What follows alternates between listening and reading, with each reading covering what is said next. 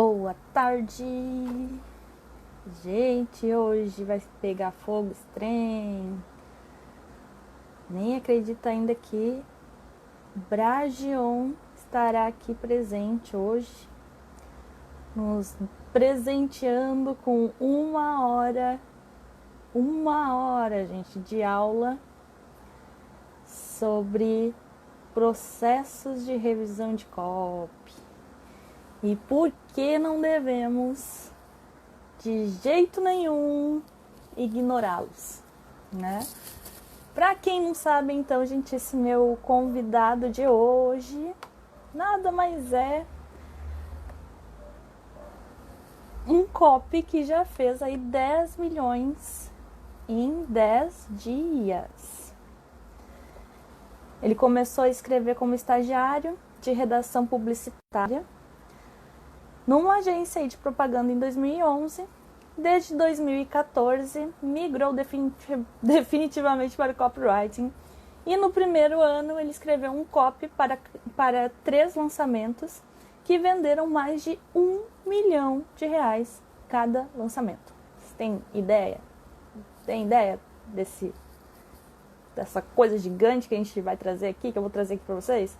Ele é sócio aí também, sócio proprietário da MR Lançamentos, especializado então em lançamentos de produtos digitais, e sócio da Propagare Marketing, agência de performance. Ele também é criador do canal Daily, Copy Daily, no Telegram, entrega conteúdo de copy todos os dias no canal dele, além de ser também o idealizador da imersão Copy Experience. Nos últimos 2 anos, aí, entre 2018 e 2019, seus copies somaram, gente, R$ 52 milhões em vendas. Sendo que em 2 projetos ele alcançou aí 8 dígitos, mais de 10 milhões em apenas 10 dias. Gente, é claro, né? Claro que eu tô falando com quem? Com Marcelo Bragion. Muito bem-vindo à minha humilde residência aqui do Instagram. Estou esperando ele entrar. E aí? Olá! Obrigada imensa por ter me aceito essa live de 1 hora aí de ensinamento pro meu pequeno público de 300 seguidores. Eu que agradeço, eu adoro ser convidado para a live. Então, fica aí já a minha gratidão.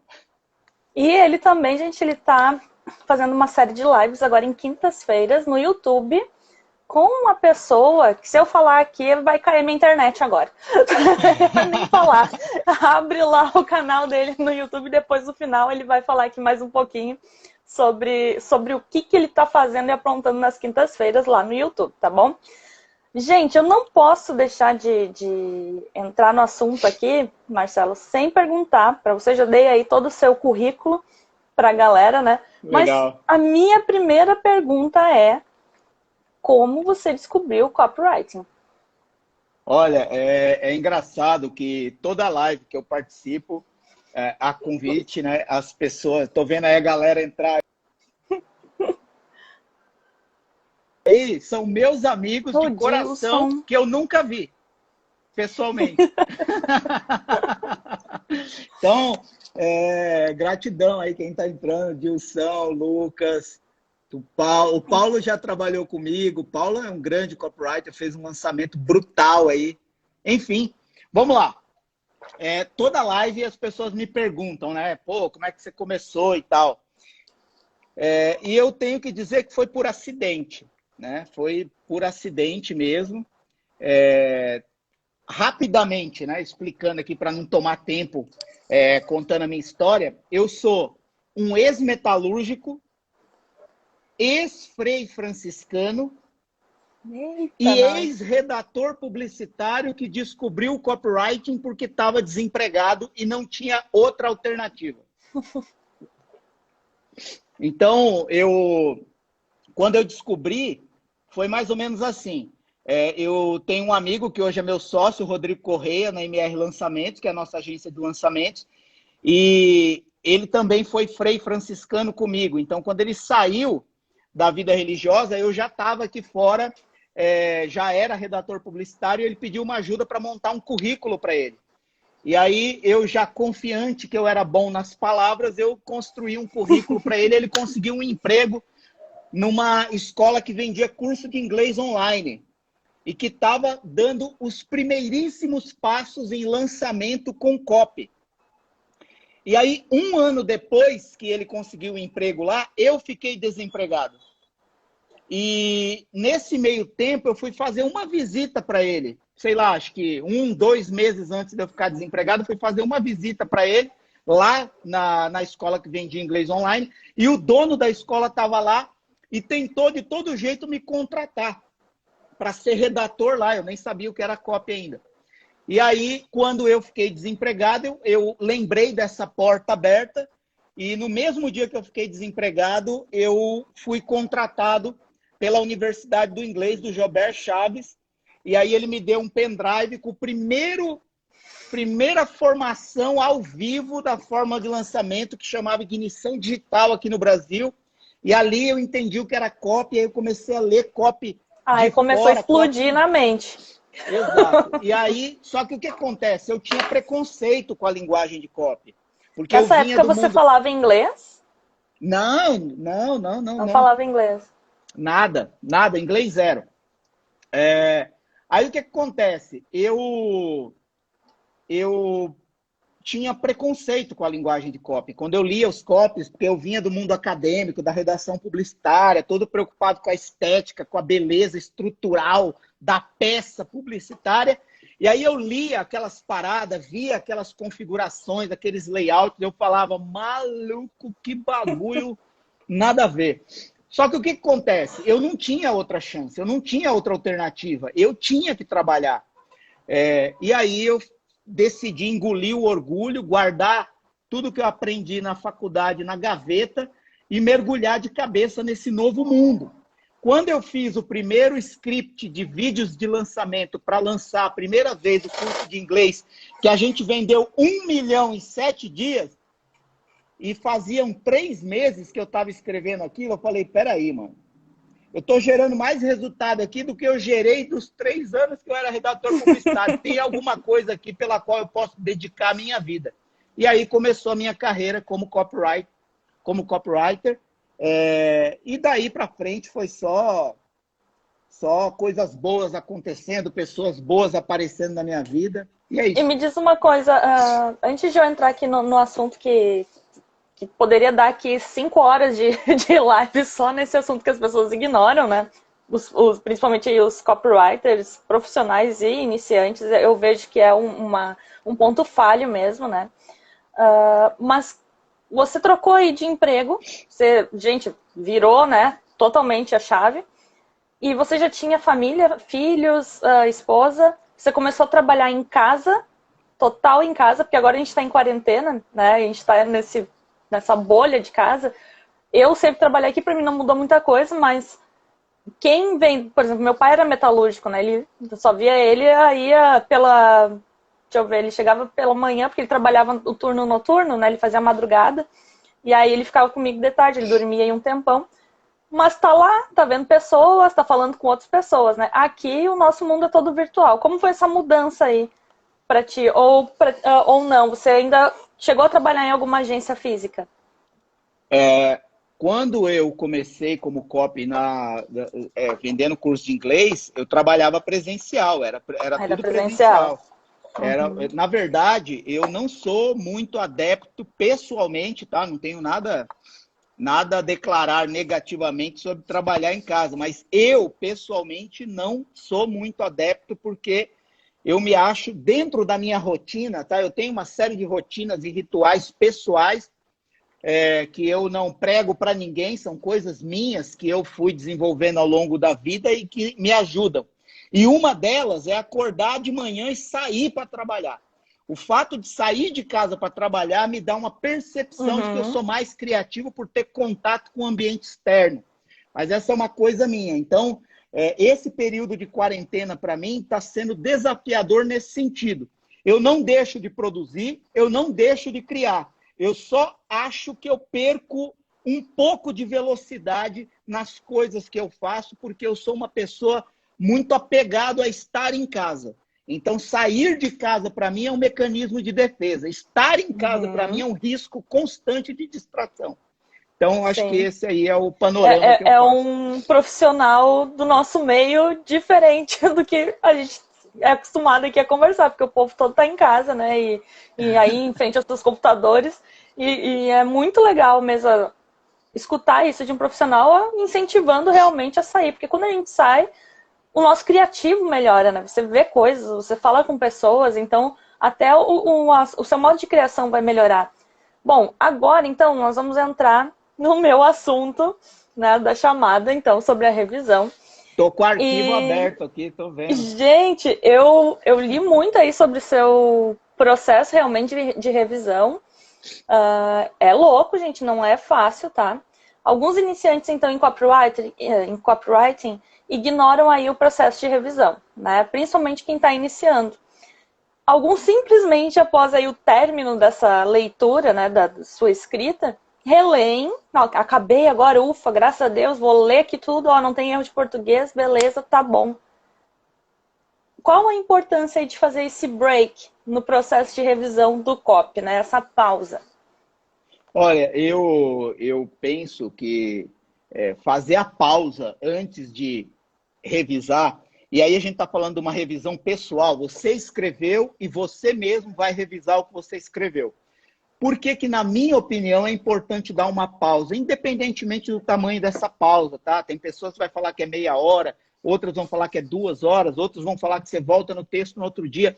Independe, eu acho que nada deve ser estabelecido como uma verdade absoluta. Eu acho que cada pessoa vai desenvolver um mecanismo que vai ajudar melhor. No entanto, o que talvez seja ideal para todos é criar um distanciamento do texto que você escreveu e ir fazer alguma coisa que não remeta ao que você acabou de escrever.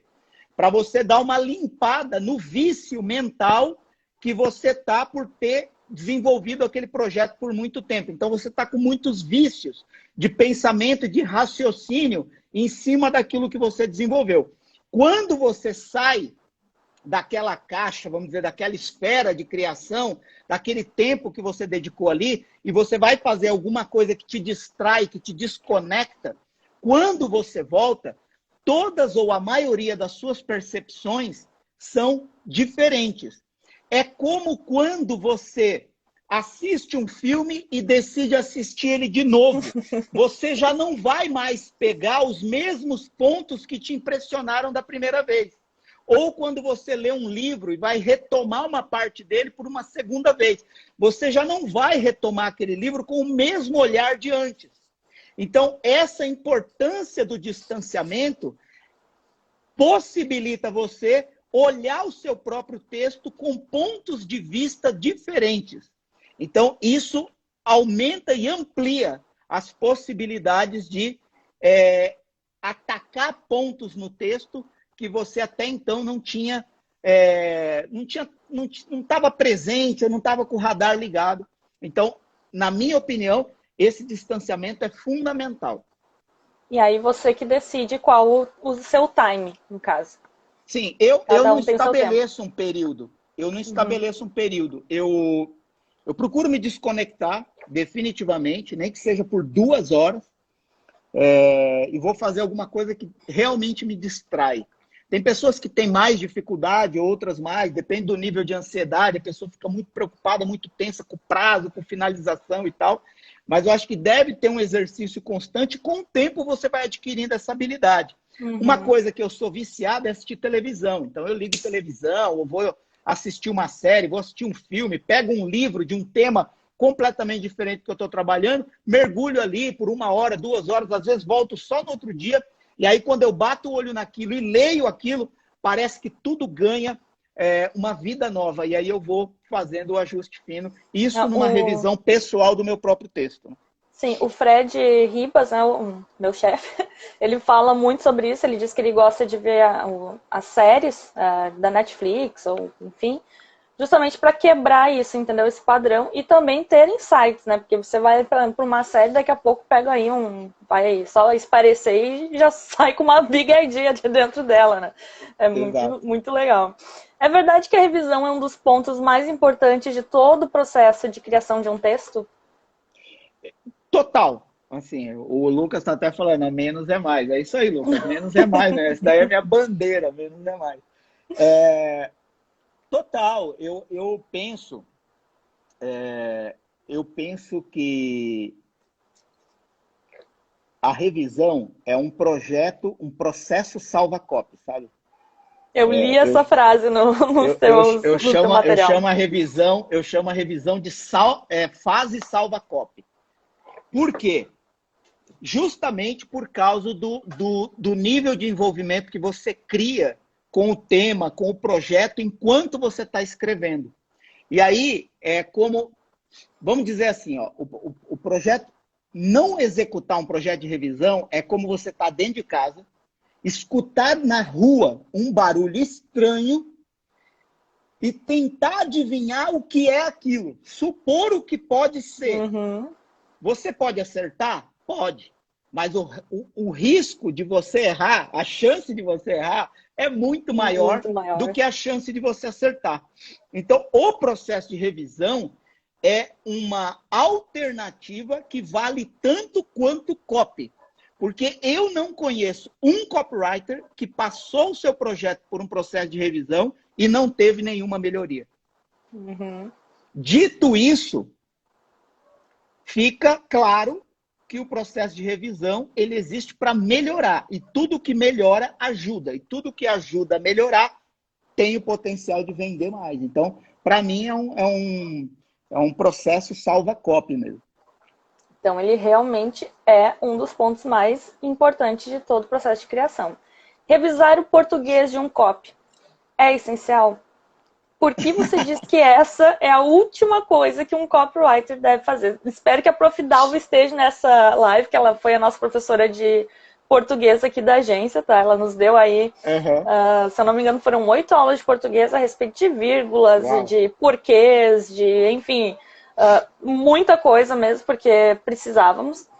E ela tem aí também uma opinião, mas eu quero ouvir a opinião do profissional aí, né, que faturou já milhões. Olha só, a revisão do português é importante? Sim, muito. E dependendo do mercado, mais. Né? Dependendo do mercado, menos. O que eu vejo... Eu não sou ortodoxo no português. Talvez porque eu não seja professor de português, não conheça... Porque, assim, o português é meio um enigma indecifrável ainda, né? Ela fala isso, ela falou muitas vezes para nós. É meio um pergaminho nunca descoberto ainda. 100% descoberto. Então, querer se aventurar na ideia de escrever 100% correto, de acordo com todas as regras gramaticais, ortográficas e etc. do português, eu acho que é só um caminho para você bloquear a sua capacidade de desenvolver um texto altamente persuasivo, espontâneo e coloquial, falando de um para um, pessoa para pessoa, P2P. No entanto, o português é muito importante como a última fase do processo de revisão. Justamente porque se você colocar ele antes de todas as outras fases do processo de revisão, você bloqueia a sua capacidade de desenvolver uma espécie de conversa no seu copy. Então, eu acho sim muito importante, mas eu acho que importante hierarquicamente menos importante que outras fases. Dependendo do mercado, por exemplo, se você está no mercado de educação ou se você está lidando com pessoas médicos, que você medicina. sabe... Exato. Se você está lidando com pessoas que você sabe que vão valorizar isso... advogados. Exato. Aí você tem que ter uma atenção um pouquinho maior. Mesmo assim, você não pode perder ali aquele senso de informalidade, de espontaneidade natural de uma conversa que é a proposta de um texto de copy. É promover uma espécie de conversa, fazer com que a pessoa se sinta dentro do ambiente onde ela está inserida e entendendo aquilo de forma clara, simples e efetiva para tomar a decisão que você quer que ela tome. Dilson, eu posso te afirmar... não, pode falar. desculpa te cortar, tem uma frase que eu quero lembrar, que depois que eu ouvi, na verdade eu li essa frase, eu nunca mais esqueci, e que me ajudou, inclusive eu já falei no canal Copy Daily, e desde então eu tenho sempre utilizado essa frase, que é uma frase da Deise Marcondes, você trabalha com ela, né? Até esperei que ela fosse entrar aqui. Ela fala assim, é muito legal no copy você saber que você tem a liberdade de quebrar as regras do português. O copy te possibilita isso, como essa conversa que eu estou tendo aqui com você e com essas pessoas que estão aqui com a gente. O português dá essa possibilidade de eu quebrar algumas regras aqui. Só que você só consegue quebrar uma regra sem violentar o idioma se você conhecer a fundo cada uma das regras. Então, tem que saber a base, pelo menos. Exato. Antes de você se aventurar a sair achando que você pode falar de qualquer jeito, cometendo qualquer tipo de erro, e isso não vai ser levado em consideração, acho que antes você precisa conhecer o máximo possível para saber onde você pode flexibilizar a regra, porque aí você tem, inclusive, argumento para se defender quando alguém questionar essa questão. O Lucas está aí enlouquecido, ele é um dos nossos copywriters aqui da agência, tá só pegando os códigos. Dilson, você falaste aí que é mais difícil pro gringo. Ó, a Deise entrou, ó, pode deixar aqui. E aí? Acabei de falar dela. Dilson falou que é muito mais difícil pro gringo aprender o português do que o brasileiro aí aprender realmente o inglês. E eu afirmo com propriedade que meu marido ele é americano e ele não fala português, né? Fluente, fala muito pouco. E ele tem muita dificuldade, sim, em aprender o português. Ele fala que ele pensava que era árabe, porque para ele é totalmente crazy. Uma coisa difícil mesmo. Vamos continuar aqui, então. Sim, essa aqui é muito interessante. Vamos lá. A maioria dos copywriters falam que fazem uma boa revisão. Porém, o copy não converteu. Qual foi o erro que passou batido na maioria desses copies? Porque a gente está falando aqui da revisão de português, de linguagem. Mas quando não converte, o que passou batido lá na revisão? Olha, eu vejo que existem muitas variáveis associadas a um copy não vender, né? Por exemplo, não adianta eu chegar aqui e falar assim, nossa, todo projeto que eu escrevo vende, quem me dera. Eu não conheço ainda no mundo um copywriter que possa falar todo projeto que eu escrevi vendeu bem, vendeu o esperado. Então, trabalhando numa média de acertos, porque eu acredito que eu cheguei onde eu cheguei, porque talvez eu tenha acertado mais do que errado, e ainda assim, talvez se eu for contar na ponta do lápis, talvez eu tenha errado mais do que acertado, mas cada acerto compensa todos os erros que eu tive.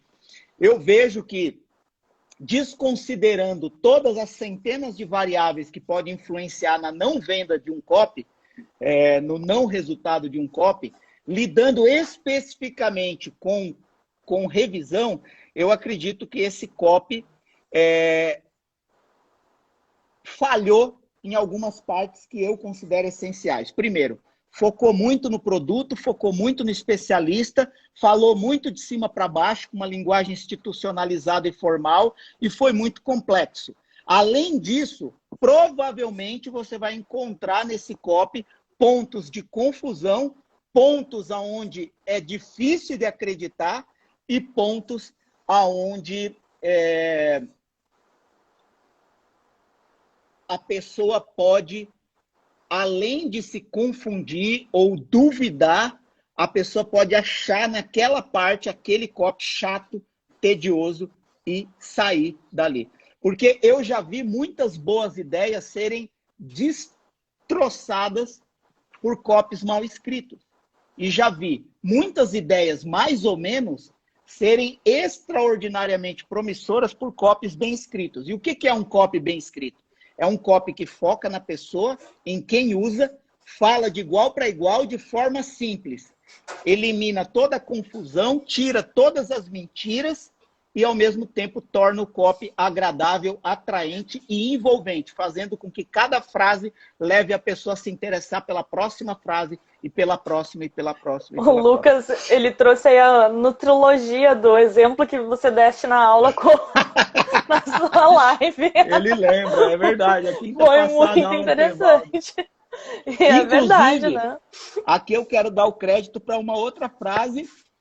Esse casal aí é o casal das frases boas que eu fico acompanhando. Que é o Fred, né? O Fred falou uma frase uma vez que eu achei impressionante. Que a headline é a carta de vendas do copy. Né?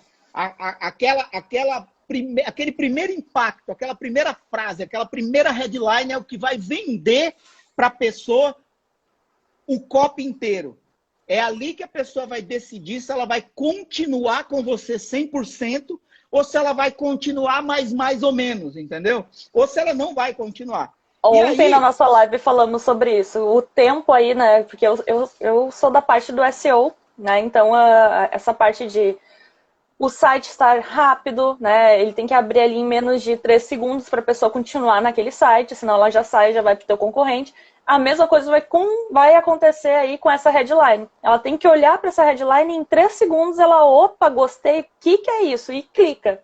Se não chamar a atenção, não vai ser aberta, né? Não vai ter visualização, não vai ter tráfego para isso. Exato. Por isso que é a carta de venda, né? E baseado nessa frase, eu comecei a atribuir, na verdade, eu expandi para mim, né, pessoalmente, a ideia contida nessa frase. Então, o que eu vejo que um processo de revisão tem o poder, a Natália entrou aí, gosto muito da Natália. Natália ganhou de mim na sinuca, num evento que a gente foi, até hoje eu não perdoo ela, mas um dia vai ter revanche, eu vou ganhar. O que acontece? Quando a gente está falando aqui de processo de revisão, então qual o poder do processo de revisão baseado nessa frase de que a headline vende o copy? É você entender que no processo de revisão você tem o poder de fazer uma frase em bloco do seu copy, vender o próximo. E você ir conseguindo pequenas compras da pessoa, que são aqueles pequenos sims progressivos até a pessoa se envolver de tal forma que ela esquece ou nem se dá conta que está numa campanha de vendas e quando chega o ato da compra, ela praticamente, como diz Daniel Kahneman no livro Rápido e Devagar, instintivamente, intuitivamente, quase que incontrolavelmente, ela conclui que a melhor coisa a fazer é comprar aquilo, porque ela foi de tal forma envolvida que não existe, vamos dizer assim, outra saída para ela. Então, eu acho que o processo de copy, eu sou meio obcecado por revisão. Então, quando eu acabo de escrever, eu, pessoalmente, leio de 20 a 30 vezes ou mais o meu próprio copy, sem contar as pessoas para quem eu entrego ou faço reuniões para revisar. E o que eu busco é isso. Essa frase, esse parágrafo, está vendendo a próxima frase, o próximo parágrafo? Eu estou sendo interessante o suficiente aqui para que a pessoa queira ficar comigo a ponto de se interessar pelo que mais eu tenho a dizer? Então, esse aí, para mim, é o núcleo, né, de um processo de revisão. E obrigado, Fred, pela frase.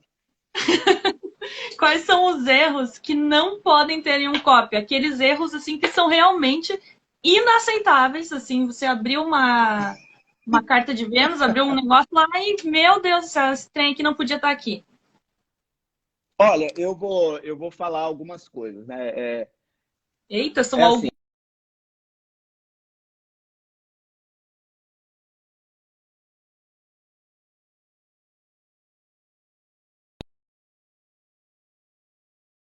De todas aqui, mas quando você vê que a pessoa trocou mais por mais, enfim, o porquê, eu nem ligo muito, porque, mano, é tanto porquê, velho, que talvez seja até melhor você abreviar, né? Colocar só o PQ, porque aí salva, tá tudo certo, dependendo do... Fala, enfim, eu não entendo, são 4, porque nos Estados Unidos a gente usa o why e because. Só. Por que aqui tem 4? Por que tem acento? Por que é separado, gente? É complicado. Hieroglifos, o nosso português mesmo. Então, eu acho que esses erros, tem aí, se você procurar na internet, você acha, né? Os erros... Chegou a Prof. Dalva. Erros mais comuns. Eu não vou lembrar de todos aqui, a Deise manja mais do que eu de português, eu já vi até ela falando disso. Mas o que acontece? Essa parada me incomoda demais, quando você vê que a pessoa não manja o mínimo do português, sabe? Tipo assim, coisas que uma leitura atenta de um livro bom resolveria.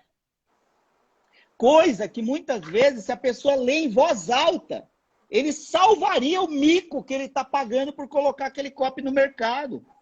E eu tenho uma coisa assim, quando você comete um erro esdrúxulo, praticamente inadmissível, é como você colocar no mercado uma promoção com defeito. E o que começa com defeito não pode ser bom. Como é que eu vou comprar uma coisa se a página está errada, né? Exato. Se o canal intermediário entre o especialista e a pessoa que vai ser impactada pelo copy, aquele canal está trincado, não pode... a pessoa vai concluir, não pode sair nada bom daqui. É claro que se você pega uma audiência também que não tem capacidade de analisar, avaliar e saber onde está o erro de português, ok, mas mais cedo ou mais tarde, um cliente em potencial, um consumidor em potencial, vai te pegar no pulo e aquilo vai desacreditar você, e aquilo vai desacreditar o mercado, e aquilo vai desacreditar o processo. Então, eu acho que não precisa pagar esse mico, né? Existem formas muito simples de você revisar um projeto e eliminar em 70%, 80%, 90% os erros esdrúxulos, vamos dizer assim, principalmente para uma pessoa que está começando, uma pessoa que nunca teve o hábito de leitura, ou uma pessoa que nunca teve o hábito intenso da escrita, não pagar esse mico. Então, é isso aí que eu penso nessa parte. Deise, para você ter noção, a gente escreve no WhatsApp alguma coisa errada e ela fala na lata no grupo e opa, mas como é que é? Tá? É de ou pra? Gente, ela buga a gente, entendeu? Mas a gente só aprende assim, entendeu? Visualizando, sabendo, opa, não, eu nunca mais vou cometer esse erro porque ela falou no grupo, entendeu? Ela me chamou atenção lá, né? A gente aprende com a dor. Ó, o Fredão entrou aí. A Deise é cruel, gente, vocês não têm ideia.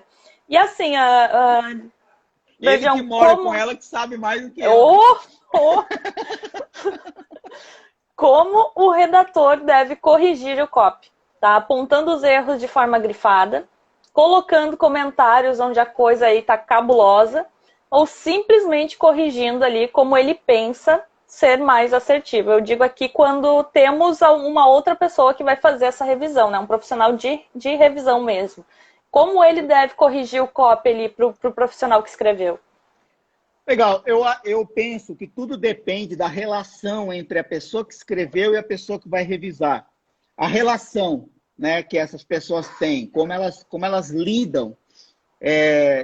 Porque um processo de revisão, tanto para quem é revisado quanto para quem é o revisor, exige muita maturidade. A gente ainda vai falar disso rapidamente. Maturidade mesmo. Maturidade que vai depender também, que vai ser influenciada também pela relação que o revisado tem com o revisor. Por exemplo, você perguntou, qual que é a melhor forma? Muda o texto direto, põe um comentário, põe uma anotação, uma marcação. Por exemplo, se eu percebo que o meu copy já passou por várias fases de revisão, e eu vou pedir para um grande amigo meu, que eu considero muito como copy, com quem eu tenho uma relação madura, que ele pode simplesmente falar, isso aqui tá uma droga, ficou uma merda, tira, troca. Às vezes, lembrei da Deise. E dependendo do prazo também, às vezes eu já peço para ele, pode trocar. Se tá no Google Drive, depois você vai lá ver todas as alterações e você vê o que ele trocou. Agora, assim, falando de um processo de revisão mais interessante, tá? Então, isso é coisa que eu faço com amigos meus, tá? E dependendo para quem eu escrevo e tal e tudo. Agora, vamos falar de uma coisa mais cuidadosa. Eu acho que essa é a palavra. Eu, particularmente, não gosto de alterar o texto de ninguém. Tirar a palavra que a pessoa escreveu e colocar uma palavra minha. Eu não gosto de fazer isso. Primeiro, por respeito, por consideração a todo o trabalho. Porque, assim, a pessoa escreveu um copy, porra. Ele se esforçou, ele gastou tempo, energia, não importa se ficou ruim. Mas eu preciso um mínimo de respeito com essa pessoa. Ele está querendo aprender, ele está desenvolvendo. Ele não só escreveu, mas ele teve a coragem, a humildade, a maturidade de submeter o texto dele a uma revisão. Então, eu não posso chegar lá destruindo parede, construindo do meu jeito. Então, o que eu faço? Eu sempre faço uma anotação, dando uma sugestão alternativa, para que ele possa ver se aquilo faz sentido ou não. E sempre explicando o meu porquê. Por que eu estou dando essa sugestão diante disso que você escreveu? E sempre, quando eu vou fazer um processo de revisão, antes de fazer qualquer alteração, antes de fazer qualquer sugestão de correção, eu procuro pontos no copy onde eu posso elogiar. Mas isso é uma coisa pessoal minha, porque eu trago de uma pessoa que viveu no mundo, que é Agostinho, de Cantuária, né? Santo Agostinho. Ele dizia assim, se você vai criticar alguém, antes de criticar, procure 5 coisas para elogiar. Isso vai tornar todo o processo mais maduro e vai fazer com que o ato da revisão não seja única e exclusivamente uma procura de erros, como se o revisor fosse uma autoridade obrigada a encontrar erros. Não, ele está avaliando o contexto, o corpo, o projeto.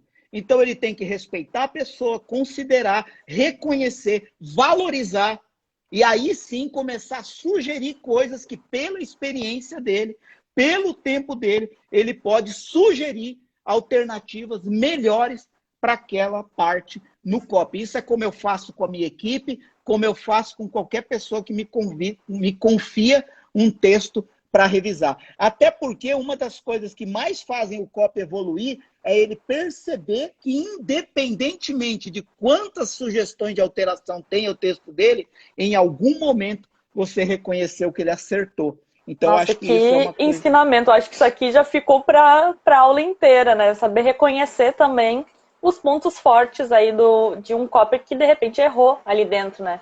E eu acho que isso motiva também o próprio profissional, né? E se você só aqui, ó, bota aqui a pressão no profissional, ele nem vai ter motivação para continuar. Meu gato conseguiu derrubar um monte de coisa aqui. E tem uma... Desculpa, Jéssica, eu não quero me demorar nesse ponto, mas só mais uma coisa, tá? Uma coisa que eu não admito em revisão é a pessoa falar, eu não gostei disso, acho melhor assim. Se a pessoa não me explicar o porquê, o argumento dela que faça sentido a ponto de realmente parecer melhor do que o meu argumento, eu não acho uma boa revisão. A Daisy, ela faz isso. Ela coloca para nós o copy, né, o trecho, enfim, e pergunta se tá bom. Se alguém fala que não gostei disso, por quê? Por que você mudaria? E aí, se a gente... Gente, é um exercício também, entendeu? Não é pro nosso mal, entendeu? A gente explica. E ela assim, mas não tá coerente essa tua explicação aí. Eu acho que não tá assim. Ela faz nós aqui dentro aprender, entendeu? Aprendendo assim a falar mesmo, a debater. Né? E a Daisy e o Fred, os dois juntos, você não tem ideia ali. A Daisy, ela não gosta da cópia do Fred, ela sempre olha, tá um lixo aqui, escreve de novo. Agora, bem sincera, né? Agora, sim, uma coisa também que eu vejo que... Bom, eu acho que a gente vai falar disso mais pra frente. Vamos, segue o jogo. Você sempre passa aí 4 dicas fundamentais para uma boa revisão. Eu que olhei aí todo o teu conteúdo sobre revisão, peguei bem essa parte, inclusive lá dentro do grupo do Telegram, né, no copy dele, você ainda mandou um áudio explicando isso, né? Então, quais são esses 4 pontos, né? Dar seu copy, então, para outra pessoa ler, ou ler o copy em voz alta. O 2, perguntar a si mesmo como eu gostaria de dizer isso sem ser em texto, né? Uma parte que, de repente, ficou ali meio mal colocada. 3, ao escrever um texto, pensar como você diria aquele conteúdo para uma pessoa, como em uma conversa informal, uma conversa de bar. E o último, ter um cuidado maior com o português, caso o cliente seja corporativo, né? Ou de alguma instituição. Da área de educação, de ensino Isso. e tal. Isso. Explica para nós aí todo esse processo. Bom, vamos lá. Eu tô com o arquivo aberto aqui, tá, gente? Então, se às vezes eu bater o olho aqui, é porque eu tô olhando o arquivo que a Jéssica... Eu nunca vi uma live dessa, tá? Ela me mandou o arquivo antes, com todas as paradas que a gente ia falar, pra gente não perder o foco aqui. E eu tô lutando para não perder o foco. Mas vamos lá. Vamos por partes, como diria o Jack. Dar seu copy para outra pessoa ler ou ler em voz alta. Bom, vamos lá. Primeira coisa que eu faço, tá? Acabei de escrever. Eu vou lá, me desconecto, volto e leio em voz alta. Né? Quem me conhece sabe. Tipo, pode estar quem for do meu lado, entendeu? Eu não tô nem aí, mano. Se vira, tampa o ouvido, põe fone de ouvido. Eu posso estar na agência, ter 20 pessoas trabalhando. Eu meto o texto lá na minha tela vertical e sento a lenha. E leio em voz alta, sentindo aquilo que eu escrevi. Eu tô sentindo o que eu escrevi. Para ver se tudo faz sentido, se tudo tem conexão e tal. Mas esse é um processo meu comigo mesmo. Então, eu leio em voz alta. Nessa leitura em voz alta, mas eu pego tanta coisa. Palavra que pode ser melhorada, o erro da digitação, o erro da pontuação, o erro da concordância, o ponto onde a coisa não faz sentido, a coisa que eu queria transmitir uma ideia, mas o texto ficou muito denso, parece que a ideia não está sendo transmitida. Então, quando eu leio em voz alta, o meu copy melhora, mas assim, muito. Eu percebo isso, eu sinto isso. Aí, beleza. Segunda fase da voz alta. Eu chamo alguém, 1 ou 2 pessoas, e dou o texto para essa pessoa ler em voz alta. Por quê? Porque quando você lê em voz alta, você dá para o texto a interpretação que você quer que a pessoa do outro lado tenha. Só que quando uma terceira pessoa lê em voz alta e não é a pessoa que escreveu, você vai perceber que em alguns momentos em que você intensifica a interpretação, ela não intensifica. E aí o seu texto pode perder volume, ritmo e sensibilidade. Então, o Gilson colocou. Assim, onde engasga é sinal vermelho. Quando eu leio isso, é tão bom, mas ela lendo não parece tão bom. Mas ela lendo é como a maioria, talvez, das pessoas vai ler. Então, esse é um ponto de atenção, que depois eu tenho que voltar, tenho que simplificar, tenho que tornar mais claro, tenho que tornar mais fluido. Então, a pessoa, um terceiro ler em voz alta, é tirar o seu vício de percepção e interpretação que você quer que o seu texto tenha. Percebe? Então, essa é o primeiro ponto de ler em voz alta. Tanto você ler em voz alta para encontrar erros. E assim, quando eu falo de ler em voz alta, gente, não é sussurrar, não, tá? Ficar correndo o olho no texto, sussurrando. Não, é ler em voz alta mesmo. É pronunciar as palavras. Porque quando você pronuncia, você sente o que você está falando, e aí não tem como você ler em voz alta uma palavra errada. É aí que você pega erros. Erro de digitação, de pontuação, de concordância, de confusão, etc. E aí, quando uma terceira pessoa lê, você pega sensibilidade, emoção, sentimento que você quer transmitir, que não está sendo transmitido de forma clara e simples. Segundo ponto, perguntar a si mesmo como eu gostaria de dizer isso sem ser em texto. Isso eu faço muito. Às vezes, eu tenho que provar um ponto no copy. Eu tenho que provar um ponto, eu tenho que argumentar algo, eu tenho que dar uma razão, né? Que as pessoas pensam que copy é 100% emoção, né? Como se fosse, sei lá. Em alguns momentos, por exemplo, você vem num contexto totalmente emocional envolvendo a pessoa em algo muito grande. Só que para você fazer a pessoa acreditar em você, você tem que provar. A prova é uma razão racional que a pessoa vai se apegar para justificar a emoção que ela está sentindo, a emoção que ela vai ter quando ela tiver o problema resolvido ou o desejo alcançado. Então, assim, é como diz Robert Cialdini, né? Clássica máxima. As pessoas compram por emoção e justificam pela razão. Só que você tem que dar essas justificativas para ela no seu copo. Então, essa segunda parte é assim, quando eu preciso transmitir alguma coisa, mas eu não estou conseguindo encontrar as palavras certas para isso. Aí o que eu faço? Se eu não estou no meu baú de memória encontrando as combinações de palavras perfeitas, eu imagino, se eu tivesse que falar isso para alguma pessoa em 1 minuto, e se a minha vida dependesse disso, como eu falaria? Então, quando você se vê na situação de ter que falar isso para alguma pessoa rápido, você encontra palavras simples e claras para expressar o seu argumento, para expressar a sua ideia. Esse é um caminho que salva momentos de bloqueio, né? Por exemplo, eu estou escrevendo aqui, não estou encontrando as palavras certas, isso não está ficando bom. Como eu falaria isso para uma pessoa sentada na mesa do bar? Como eu falaria isso para uma pessoa se o meu ganho mensal dependesse disso e eu tivesse 10 andares dentro do elevador para falar isso para a pessoa? O que eu diria? Eu fico me imaginando. E aí, quando você se imagina, você faz esse ensaio mental, você começa a pegar palavras que justificam a forma mais legal de você falar isso numa conversa informal. Isso pode virar um copy, porque depois que você coloca isso no texto, aí é só ajustar. Então, isso faz sentido nesse segundo ponto. É por isso que eu gosto sempre de exercitar como eu falaria isso para uma pessoa sem ser em texto. Isso melhora muita história, isso melhora muita prova colocada em copy, isso melhora muita quebra de objeção artificial que eu vejo em copy por aí. Simplesmente o fato de você se imaginar na frente de uma pessoa tendo que falar para ela, sem depender do texto. Terceiro ponto, ao escrever um texto, pensar como você diria aquele conteúdo. Já falei, né? Terceiro ponto. Quarto ponto, tenha um cuidado maior com o português, caso o cliente seja... Foi o que a gente falou antes, né?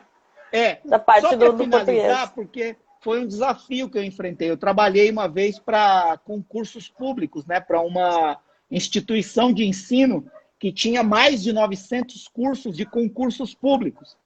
E eu cometi um erro no e-mail. E isso, vamos dizer assim, dentro do ambiente deles, foi muito ruim. Né? Inaceitável. Exato. Então, essa é uma coisa que quando você está num ambiente de ensino, num ambiente educacional, um pequeno erro pode ganhar uma proporção imensa. Coisa que não ganharia em um mercado onde o foco não é ensino, onde o foco não é educação, etc. Então, dependendo do mercado, você realmente tem que ser extremamente cauteloso e cuidadoso para não vacilar. Bora, segue o Sérgio entrou agora e também estava comigo ontem. Outro grande profissional. Tamo junto. Então, assim, qual o melhor prazo para realizar a revisão de um copy? E bem como o prazo de entrega, então, de edição da mesma, tá? Por que eu coloquei essa pergunta aqui? Hoje, aqui na agência, nós temos os nossos prazos, né? Enfim, mas para quem está começando, né? Não tem uma agência, é carreira solo ali, ou tem 1 e 2. Como fazer isso? Olha, você pode facilmente fazer à distância, né? Você manda o arquivo para a pessoa. Eu sempre prefiro usar o Google Drive, porque a pessoa pode fazer lá as alterações, os comentários, marcar, fazer balão, etc. Fica muito mais fácil e todo mundo pode ver. Né? Então, você não precisa ficar multiplicando arquivos a cada revisão. Então, e facilmente você consegue mandar o link para qualquer pessoa, como você me mandou esse arquivo, e qualquer pessoa pode fazer a revisão. Então, isso ajuda muito. Eu não gosto de demorar muito no processo de revisão, porque o copywriter esfria também, sabe? Então, acho que um prazo máximo, estourando, 3 dias, sabe? Estourando.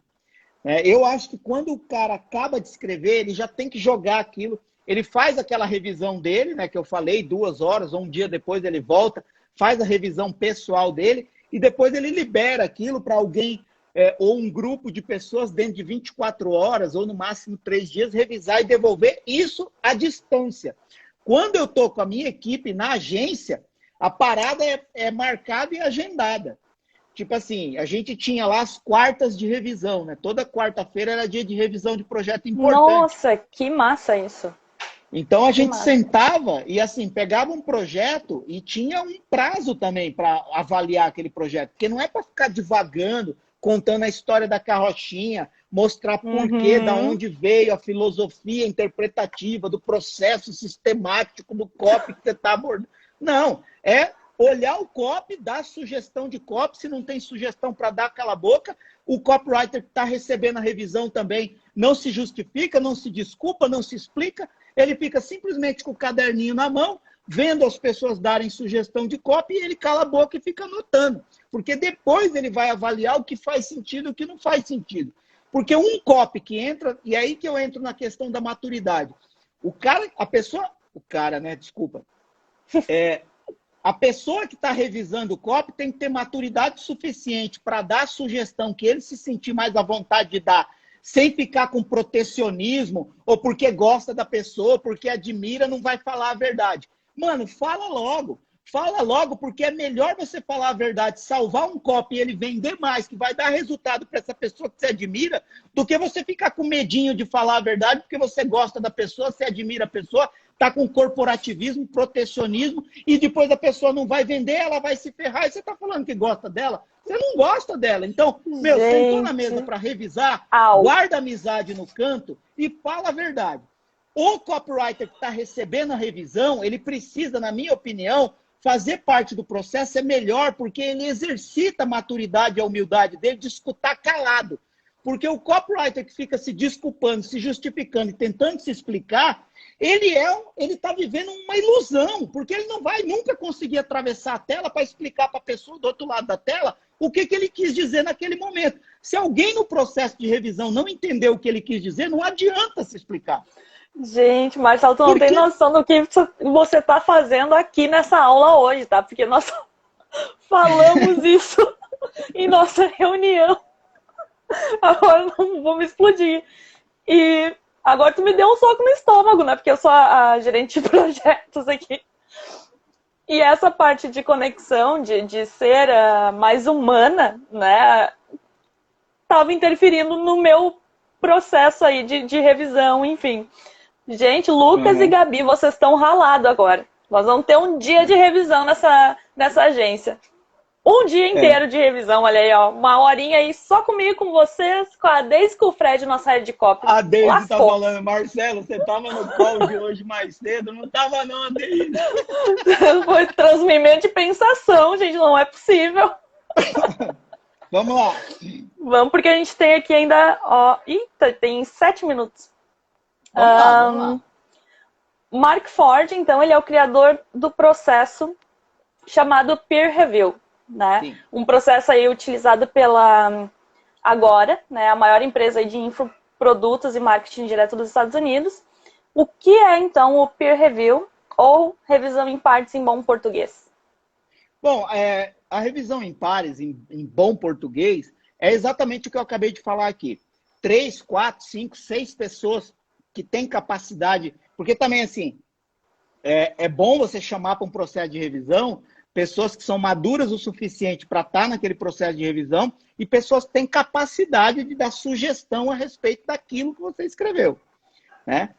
Então, você reúne ali 3, 4, 5 pessoas, dependendo do tamanho, e o peer review é presencial, né? Ele foi construído numa ideia presencial, onde as pessoas vão avaliar partes essenciais do copy, porque esse processo de peer review ele é integrado com a crítica CUB, né, que é você encontrar pontos de confusão em verdade e tédio, e com a estrutura do banquinho de 4 pés, que ele cita no livro Copy Logic, o que também precisa ser muito bem adaptado para cada realidade, porque lembrando que tanto o livro Great Leads, quanto o livro Copy Logic, quanto o livro Arquitetura da Persuasão, da autoria da mesma pessoa, eles são livros com conceitos escritos para cartas de vendas. Então, quando você passa isso para um processo diferente de carta de vendas, você também precisa adaptar esse processo para a sua realidade, que é o que eu faço na agência. Então, é um processo muito promissor, mas tem algumas partes ali que você precisa adaptar. E é exatamente isso, pessoas sentadas dando sugestões de melhoria a respeito de um copy, desde a ideia até a parte final, integrando peer review, que é a parte primeira, né, que eles chamam de lead, é você avaliar ali a headline e as primeiras páginas, 3, 4, 5 páginas de uma carta de vendas, depois a crítica cube e depois, finalmente, o banquinho de 4 pés. Mas, basicamente, é isso. Eu não sei se eu tô feliz ou triste de ter te chamado para essa live, porque eu tô vendo a minha chefe me chamar depois que... Gente do céu, isso é doido depois dessa live. Por que alguns processos aí, então, funcionam lá nos Estados Unidos, porém não funcionam aqui no Brasil? Você tem um minuto para me falar isso. É simples.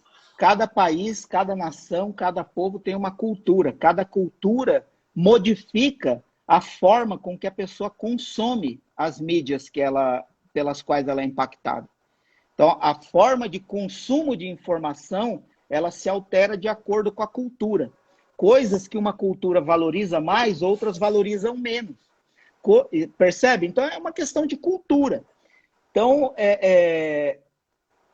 para finalizar e não me alongar nisso,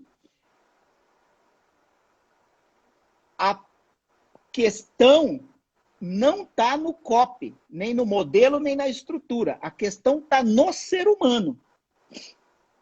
Se você olhar processo americano e perguntar por que ele não funciona no Brasil, é porque você ainda não descobriu que tanto lá quanto aqui estão falando com pessoas. Não tem nada a ver com texto. Essa é a minha opinião. Copy, para mim, não tem a ver com a organização de palavras. Copy tem a ver com o nível de profundidade que você conhece a pessoa e respeita a forma como a pessoa age e reage diante de um estímulo. E cada cultura tem a sua particularidade. Vamos correndo aqui, que ainda tem que fazer aí o teu jabá, né?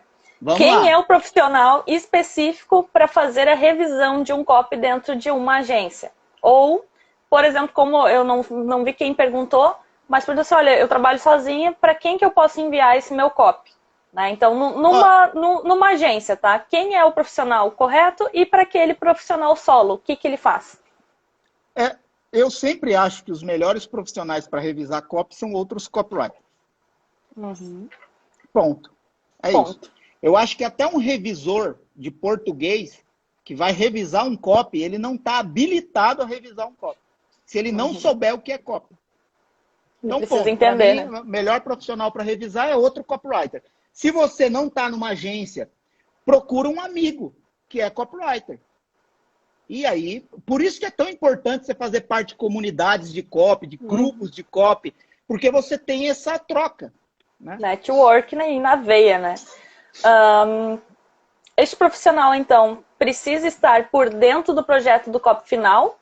Ou não, pode ser um amigo, vizinho, mãe, tia, marido, esposa, que nunca leu aí mesmo. Acho que você já respondeu nessa de cima, né? Precisa ser, então, um copywriter, né?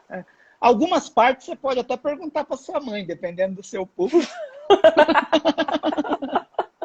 Vai que seja nicho de bebê, né? Olha só, Marcelo. Qual é, então, aí, conta aí pra mim sobre a vingança coletiva contra os textos de copy que não vendem, que tá acontecendo lá no YouTube com o nosso querido Evaldo Albuquerque, gente. Vocês têm ideia disso? A última live, nossa senhora, explodiu a cabeça. Vamos lá, quinta-feira tem a próxima, né? Às 20 horas, quinta-feira agora, não sei que dia de número que é, mas quinta-feira agora... Ativa o sininho aí. Tem outra. O Evaldo se tornou um grande amigo, uma pessoa com quem eu aprendi a conviver, trabalhar. Ele faz parte do nosso grupo de Mastermind Gênios. Eu admiro muito o trabalho dele, a gente gerou uma sintonia muito grande, a gente começou esse projeto na intenção de criar mesmo um grupo de pessoas que são ajudadas e ajudam uns aos outros a melhorar os seus projetos de copy. Então, basicamente é isso. É uma temos ação 26 coletiva. segundos. Gente, printa aqui para Boa. você ganhar essa aula. Vai ficar lá dentro, só para